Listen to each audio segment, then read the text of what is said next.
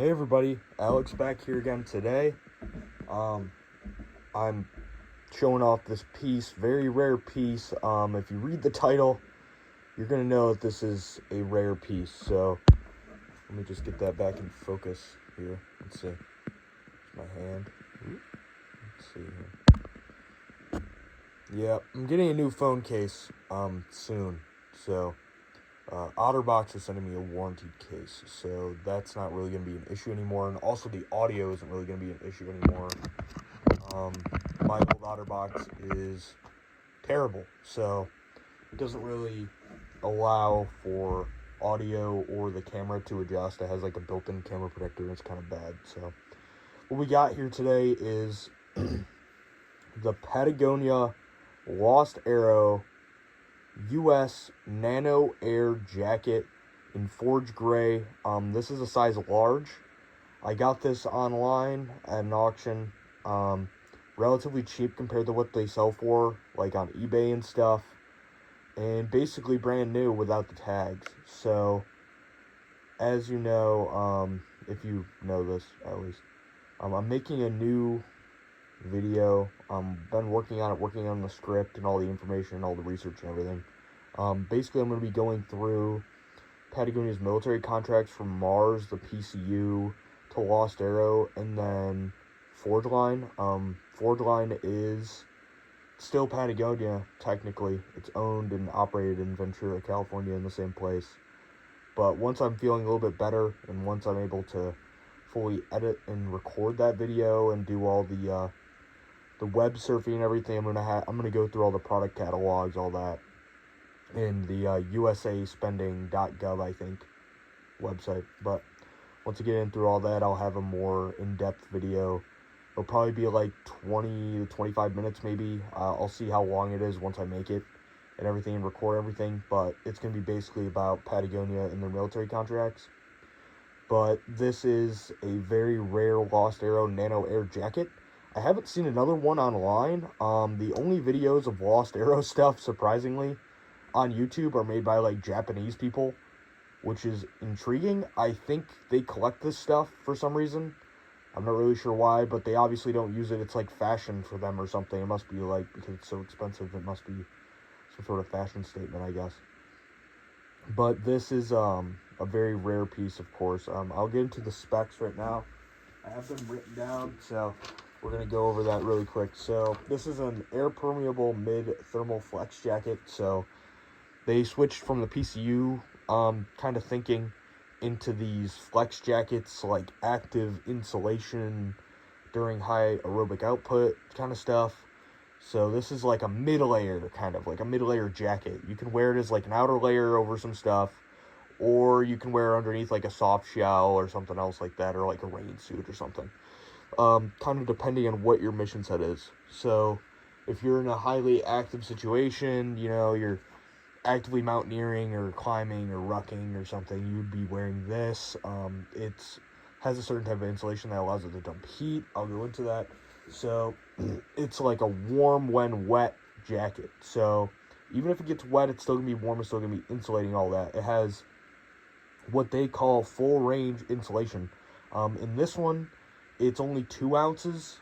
It's a polyacrylic fill, so it doesn't get wet. You know, it doesn't lose that heat very easily. So even depending on how the insulation is arranged and how it's distributed and everything, you're going to be able to shed the excess moisture and heat when you're moving at a high tempo rather than when you're just standing still in a static environment. So they advise that you layer this with next to skin garments to allow airflow and all that. So it kind of makes sense, I guess. It's their entire clothing system. It's a new method of thinking after the PCU system. So they came up with multiple different systems. They're on the Forge Line system right now. It's all built off the Mars system. So this is from the Military Alpine Recce system. I believe that's what it is. It might be Modern Alpine Recce system. I think it's military, but because it's Mars. But before it was like the military, like advanced regulatory system for Mars. That was back in like 2003, 2007, just about before they came out with PCU. But yeah, this is This is from their new Alpine Recce system. So it has the 2-ounce full-range insulation, of course. It's 100% textured nylon on the exterior with a DWR finish, so it is water resistant. It's not waterproof by any means. It's just water resistant, so you could spray it with some DWR like retreatment. I just washed this yesterday, so it's relatively clean. I cleaned it up a little bit. You know, it wasn't dirty or anything by any means. It was basically brand new when I got it. It had that weird military surplus smell, like you find at a surplus store or something. But it came out of Virginia Beach as well. I should probably state that. It came out of Virginia Beach, so that was the shipping location. I don't know if, like, some SEAL team's, like, dude's wife, like, donated it or something. I don't know. Could all be up to possibility. I have no idea. So, yeah, it has that 100% nylon textured DWR finish. I'll show that. It's kind of like a ripstop. It's very intriguing, the textured finish. It's very soft, too. Like, surprisingly, very soft jacket. Soft to the touch, kind of, but it feels robust. It weighs 15.1 ounces. It's extremely light and packable. When I got the package, I didn't even think the jacket was in there. I thought it was, like, just air, because this thing was so light. I picked it up, and I was like, oh, my God, is there anything in here? And then it has, I'll get into it, but it has some secured and out-of-the-way hemlock adjusters. So when you're adjusting the bottom of the jacket, they're kind of in like a weird hidden spot. I'll go into that. Like I said, there's no actual videos of this thing online. There's no videos. It was hard to find photos besides the product catalog, which I have, and I'll go into that in my next video when I make the evolution of the Patagonia military stuff. And sorry, my voice is a little bit hoarse. I'm still a little bit sick. I've been getting over, like, having back-to-back colds and probably a flu or something the past couple weeks. So my voice is going to be a little bit shot, but we'll go into it. It does have four main pockets on the exterior, 2 interior pockets. Standard, I think they call it like a Mandarin collar, you know, like just the normal stand-up collar that's on these things. There's also like a hooded variant. There's also the lighter weight variant that's just the US Nano-Air. That's more of like a low, you would kind of think of that like a 3A or a 3B, you know, this would be like a 3B, you know, it has the finish on it, it's all that. Actually, it would probably be more of a 3A. I think the 3A Patagonia stuff has the DWR. Don't quote me on that. I'll get into it more when I do all the research and everything. I'll have a whole breakdown of everything. But this is kind of like, you could throw it over like your main exterior layers, say like a soft shell or something. You could throw it over that if you wanted to, or you can layer it underneath or throw it under like a level 2 or level 1 set. So it's nothing too crazy. We'll get into it. It's pretty cool, actually. I was surprised that I looked at it and I got this for a really good price compared to what they sell for online. You know, most of the stuff is like $1,000. You know, if you're gonna pay outright for it on eBay, you're gonna pay like $1,000, and you're gonna probably have something that's probably been damaged and like, I don't know, like pissed in or something. So let's get into it. So standard front, do have a little bit of dirt on there right now, but no big deal. I wear it at work, so I'm not really concerned about it. I don't really care. I'm just going to use the jacket. I paid for it, so. But on the cuffs, we have the Lost Arrow emblem. Let me see. It's auto-adjusting for focus, but we have the Lost Arrow emblem. You know, it's kind of standard on all the Lost Arrow stuff. They kind of have the emblems on the cuffs, typically, or like sewn into the shoulder or something. But we have 4 pockets, so we have 2 lower cargo pockets, or hand warmer pockets. They could also be that too, you know, hand warmer pockets. And we have 2 chest pockets. They're pretty big and spacey. They go up these entire panels. So these front panels of insulation that you see, there's another panel behind that on the interior. But these front panels are the entire pocket. So it goes all the way up into these panels. Down a little bit more, this pocket is a little, cuts off about here. So that's just so you know. These are your hem adjusters. They're just pull tabs because they're hidden in here somewhere.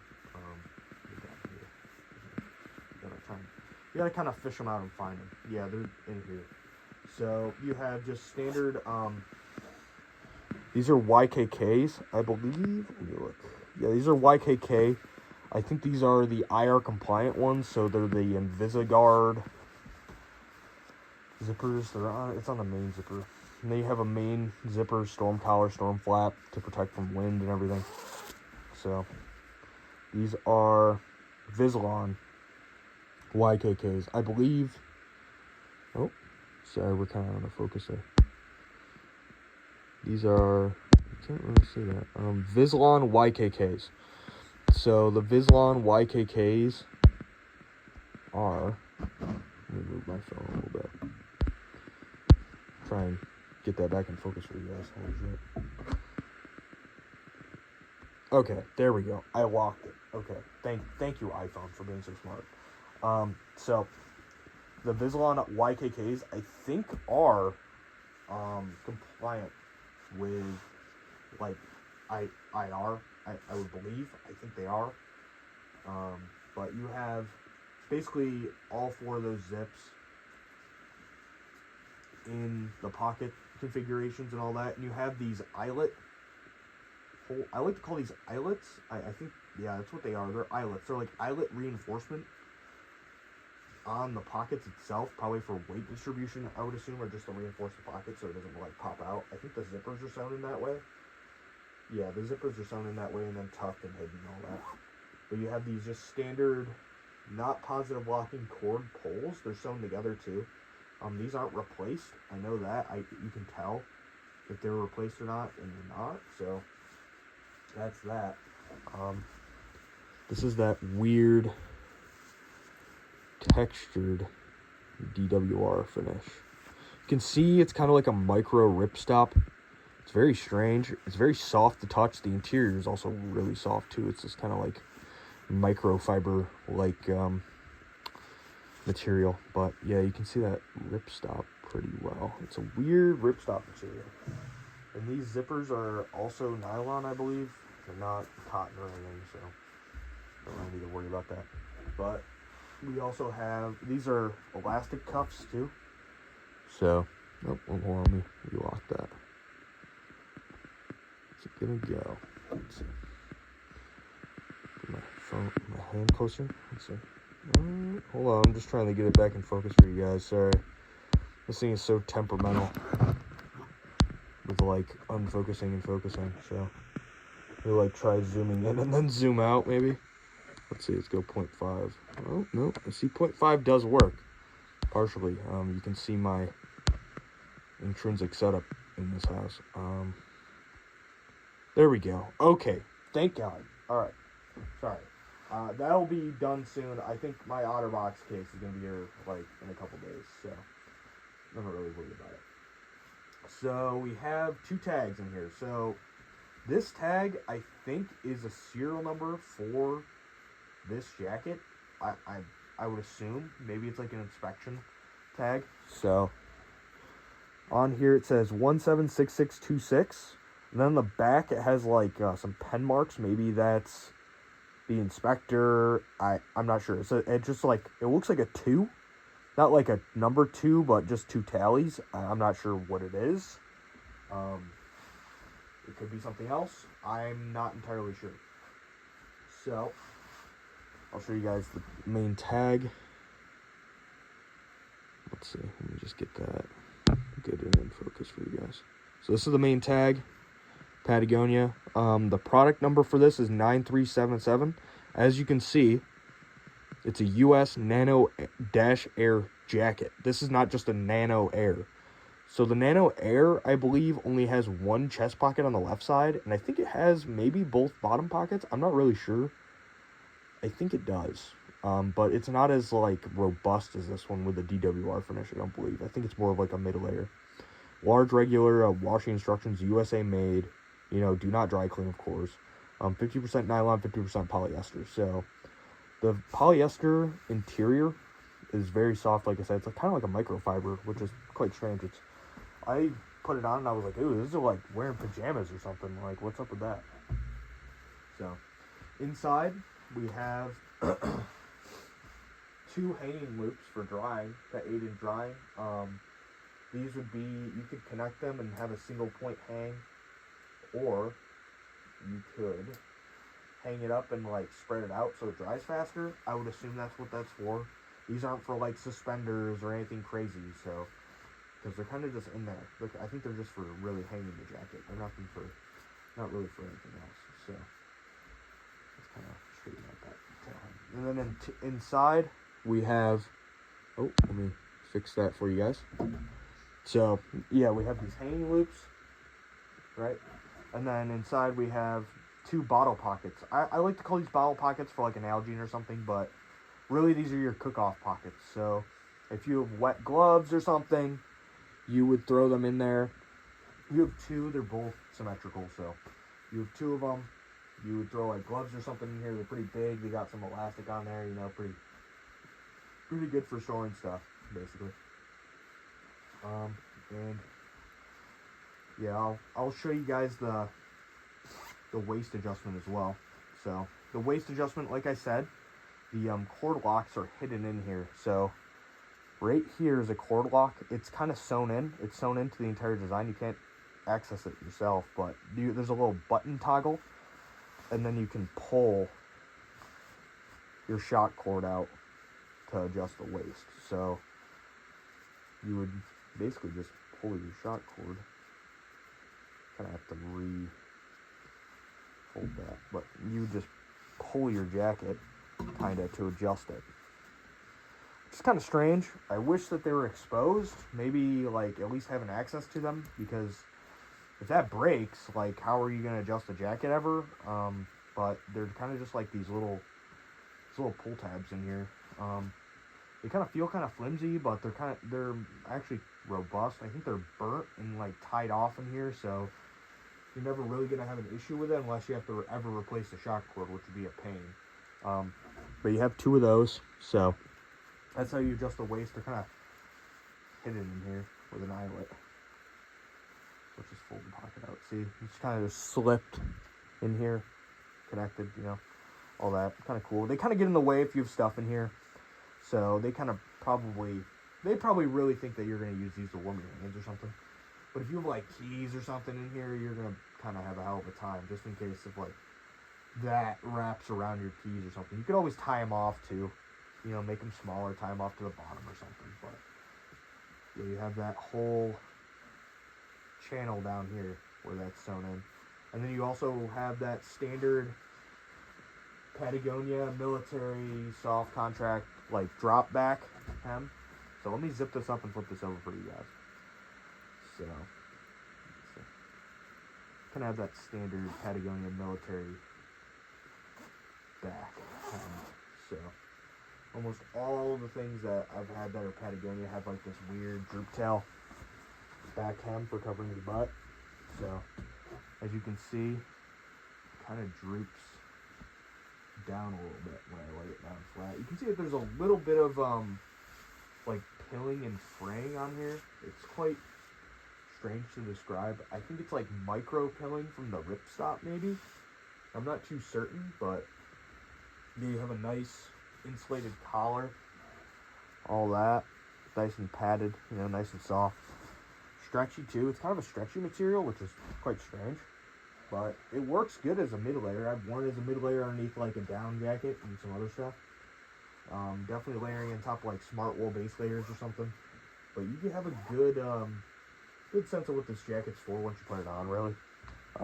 It's mainly for high aerobic output activities, so it's just designed to keep you warm when you need it and designed to evacuate heat and moisture when you don't. So when you don't need all that excess moisture and heat, it's going to evacuate it all. But yeah, that's about it for the Lost Arrow. Like I said, nothing too crazy. I'm just going to be making another video on all these products and stuff in the PCU system and everything. So look forward to that, and I'll see you guys in the next one. Take care.